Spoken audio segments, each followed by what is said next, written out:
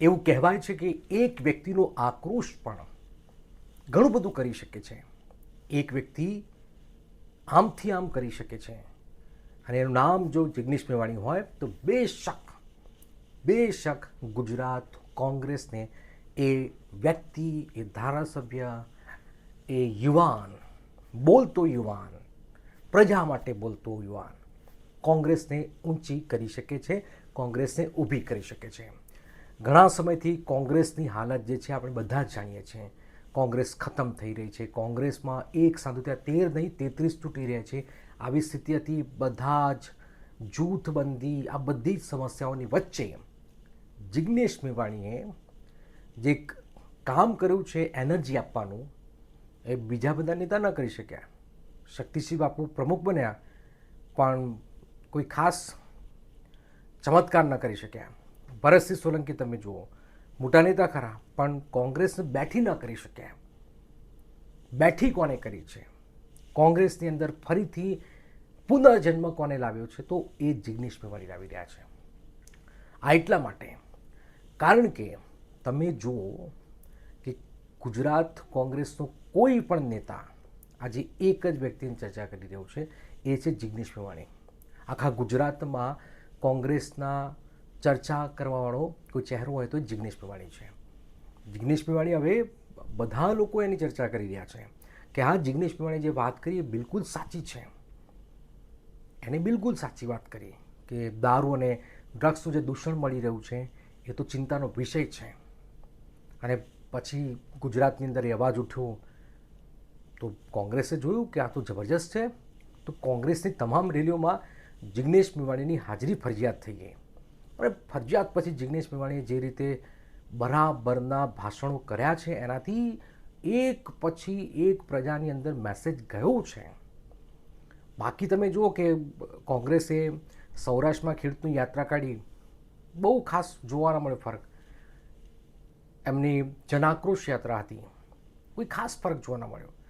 પણ જિગ્નેશ મેવાણીના ઘટનાક્રમ પછી જે રીતે અચંતાનો જ કોંગ્રેસનો ગ્રાફ વધ્યો, કોંગ્રેસનો ગ્રાફ જબરજસ્ત વધી ગયો અને પછી તો રેલીઓમાં જિગ્નેશ મેવાણીની ડિમાન્ડ વધી ગઈ.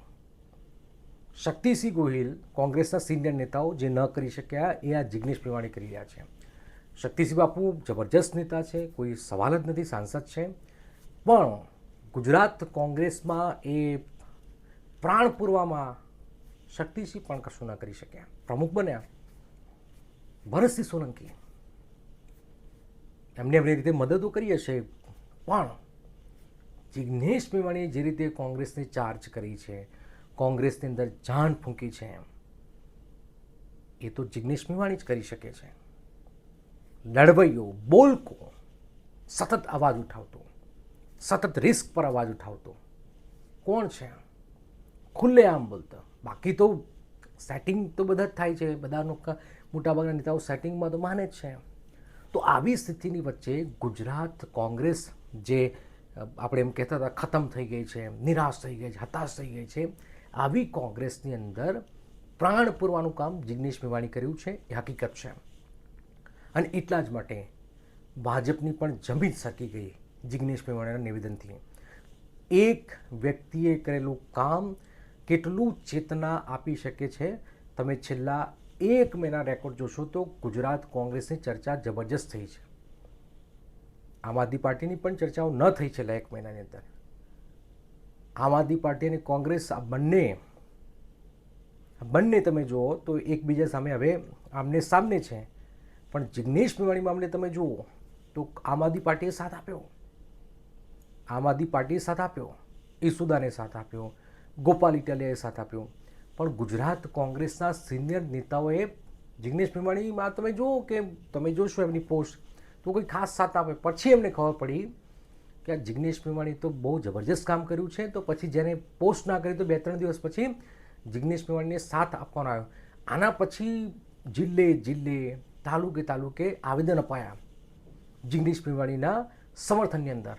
અને પછી જે કોંગ્રેસ હતાશ નિરાશ થઈ ગઈ હતી એ કોંગ્રેસને આગળ લઈ જવાનું કામ આ જિગ્નેશ મેવાણીના એક કામથી થયું છે.